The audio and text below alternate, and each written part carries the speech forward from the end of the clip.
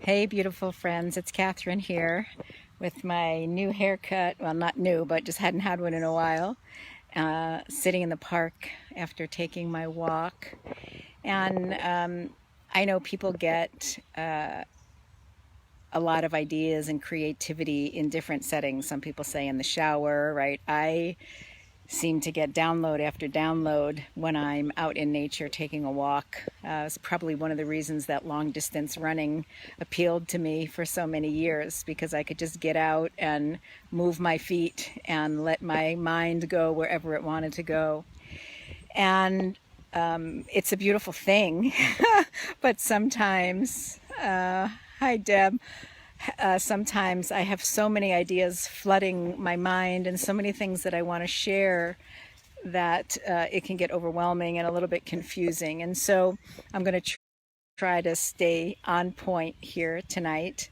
You probably saw the title of this Facebook Live, which is "If Not You, Then Who? If Not Now, Then When?"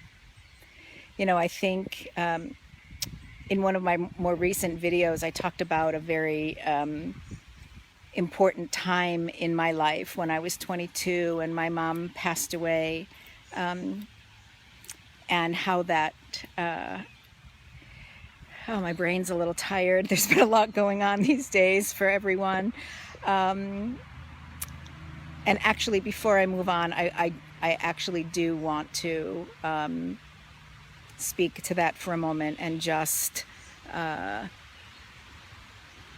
talk about the sadness and the heartbreak around the racial situation in our country, and for all the sisters of color in this group.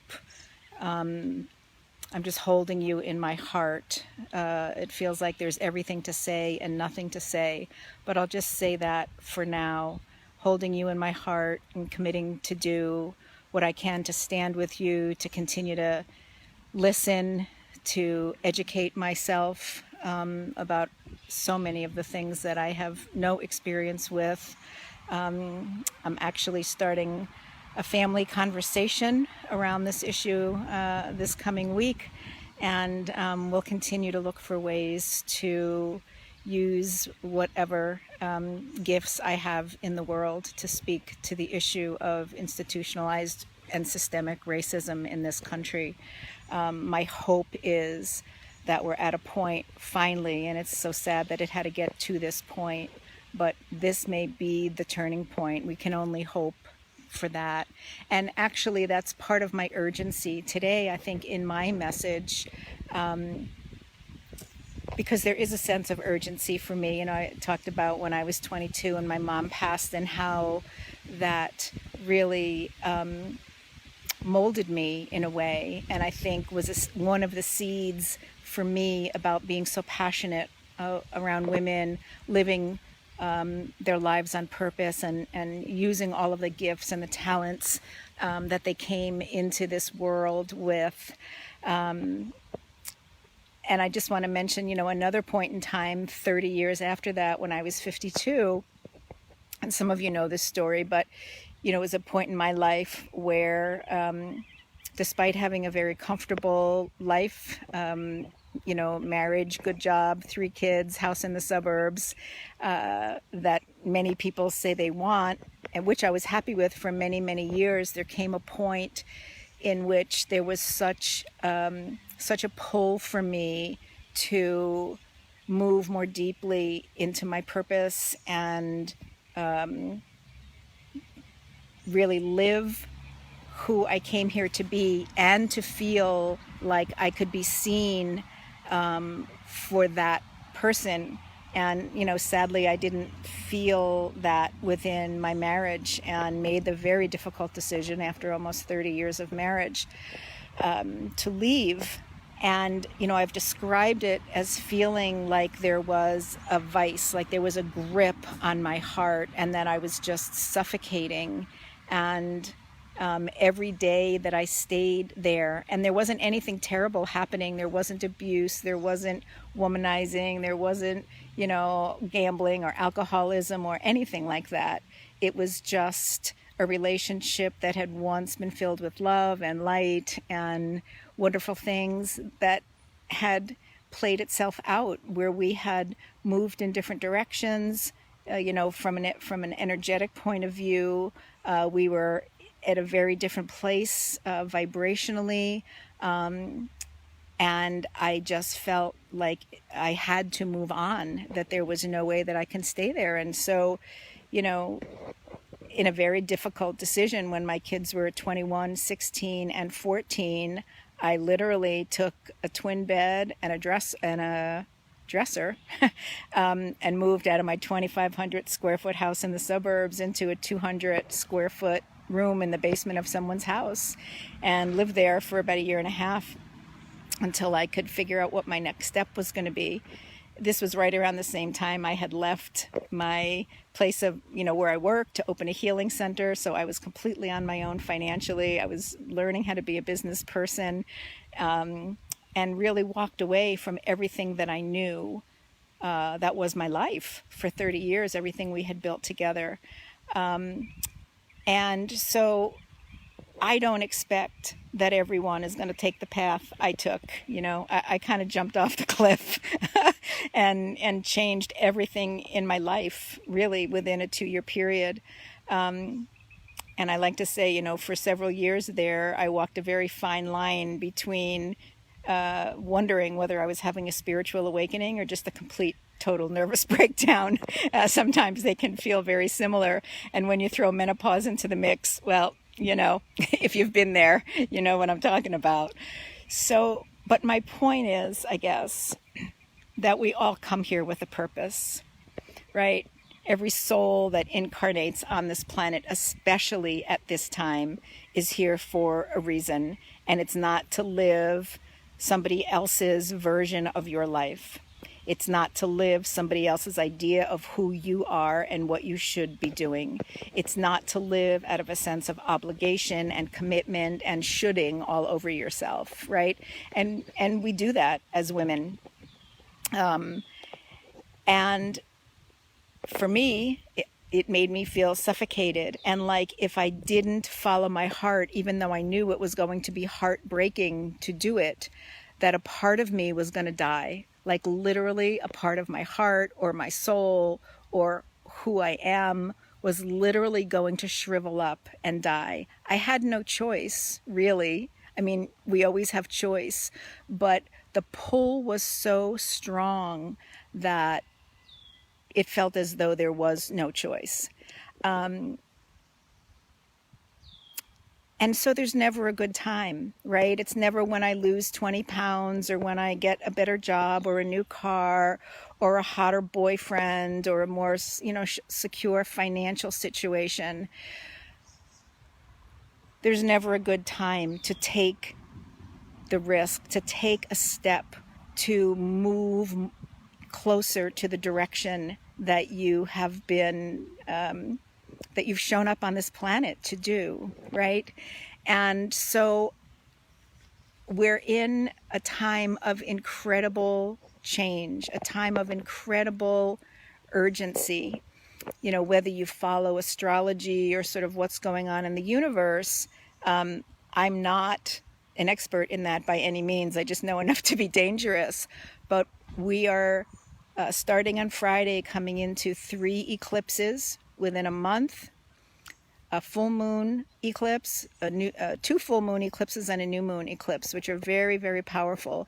There is a formation within the planets and the stars that is, when this formation has happened before, it has always heralded a time of great change, where there have been revolutions, right? Where things that have been deep into the shadows have been stirred up.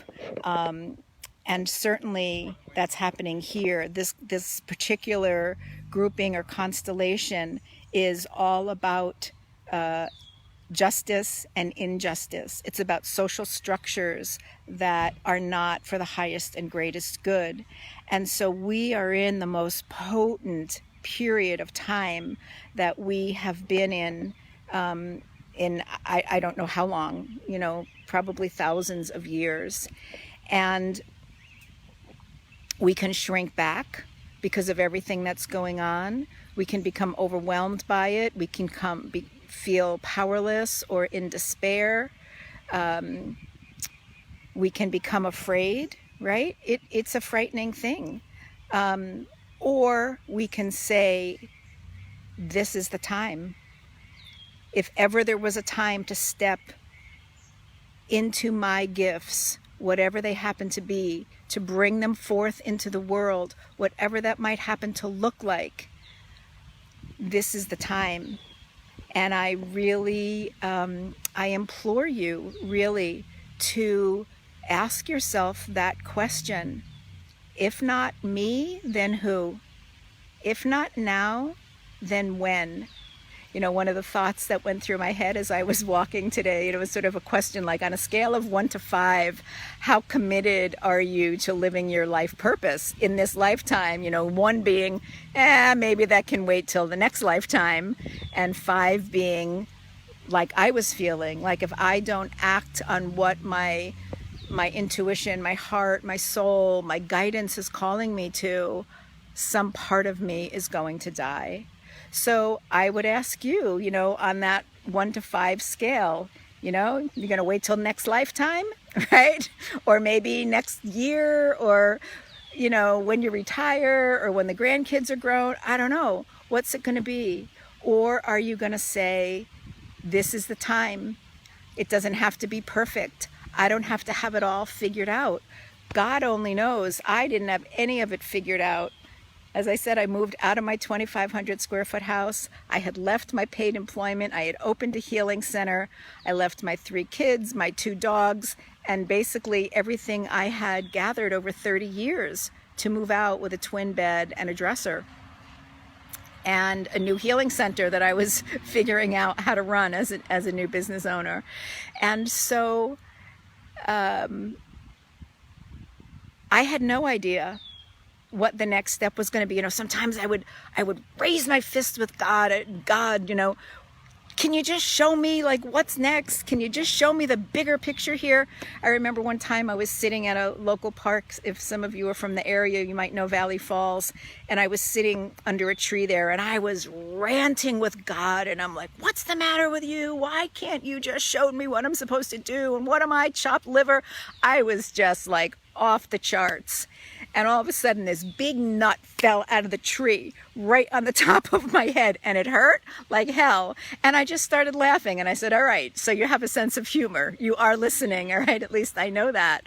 But I can remember thinking, could you just show me a little more? Like, can you, when I look down, can I see a little more of a catwalk out in front of me than just this little lip that's kind of hanging over the edge of the cliff?